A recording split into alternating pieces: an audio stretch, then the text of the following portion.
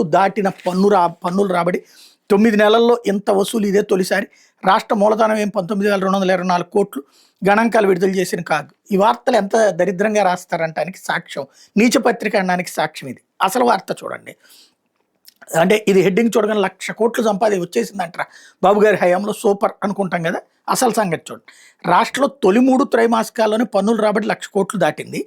ప్రస్తుత ఆర్థిక సంవత్సరంలో తొలి 9 నెలలకు పన్నుల ద్వారా ఆదాయం 1,05,331 కోట్లకు చేరింది.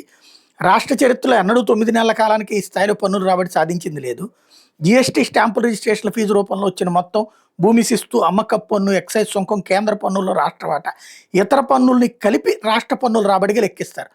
ప్రస్తుత ఆర్థిక సంవత్సరంలో మొత్తం పన్నుల రాబడి 1,68,573 కోట్లుగా అంచనా వేశారు. ఇందులో డిసెంబర్ నాటికి 63.23% సమకూరింది. 63% సమకూరితే అదే హైయెస్ట్ అట. ఇది వినేవాడు వేరేవాడైతే చెప్పేవాడే మేధావి అన్నట్టుగా ఉంది. లేకపోతే చదివేవాడు ఎదవైతే కనుక రాసేవాడు ఈనాడోడు అన్నట్టుందనమాట. అట్లా రాసుకొస్తున్నారు వీళ్ళు. 63% జరిగితే అదే హైయెస్ట్ అంట.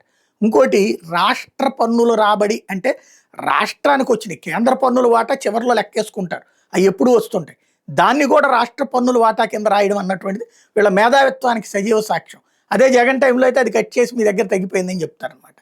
63% వచ్చింది, ఇంకా 37% 3 నెలల్లో రావాలి.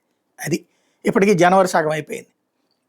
వీళ్ళ వార్తలు, వీళ్ళ స్టైలు ప్రజల్ని ఎంతగా మోసం చేస్తారు. హెడ్డింగ్లు ఒక రకంగా ఉంటుంది, వార్త మరొక రకంగా ఉంటుంది, వార్తలో కూడా లీడ్ ఒక రకంగా ఉంటుంది, అసలు నిజం తర్వాత ఎక్కడో మారుమూల పెడతారనమాట. ఇందులో మళ్ళీ చూడండి.